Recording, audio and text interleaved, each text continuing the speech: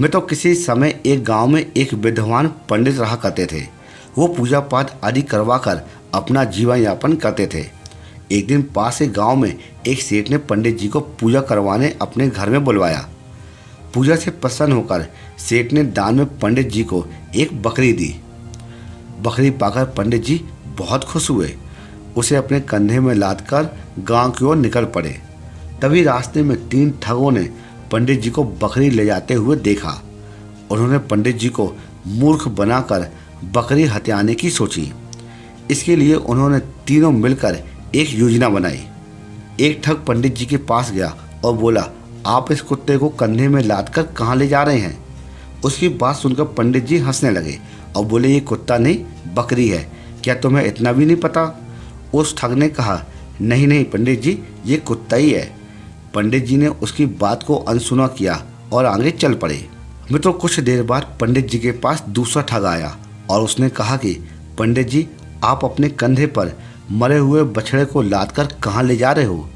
इस बार पंडित जी को गुस्सा आ गया और वो बोले, तुम बिल्कुल मूर्ख जान पड़ते हो, ये बकरी है, कोई मरा हुआ बछड़ा नहीं है।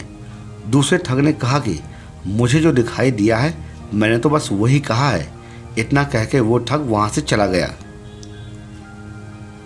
मित्रों, थोड़ी देर बाद तीसरा ठग आया और पंडित जी के पास पहुंचा और पंडित जी से बोला, पंडित जी, आप इतने विद्वान हैं, फिर भी आप अपने कंधे पर किस जीव की अस्थि पंजर को लेके घूम रहे हैं?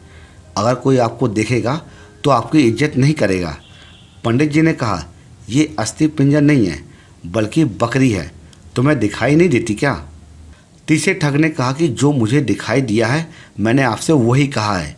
इतना कह के तीसरा ठग वहाँ से चला गया। इसके बाद पंडित जी सोच में पड़ गए। उन्होंने सोचा, ये बकरी नहीं, कोई मायावी जीव है जो बार बार अपना रूप बदल रहा है।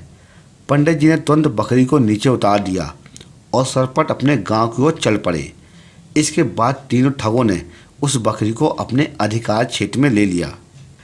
मित्रों, इस कथा का ये निष्कर्ष है कि जिन लोगों को हम नहीं जानते हैं उन पर कभी विश्वास नहीं करना चाहिए। ऐसे लोग अपने फ़ायदे के लिए कुछ भी कर सकते हैं जिससे हमारा काफ़ी घाटा हो सकता है। ऐसे मामले में अपने विश्वासपात्र लोगों की राय लेना चाहिए। मित्रों, स्वार्थी और ठगी लोगों से हमेशा बचकर रहना चाहिए। उनकी बातों में आकर कोई भी ऐसा काम नहीं करना चाहिए जिससे हमारा घाटा हो।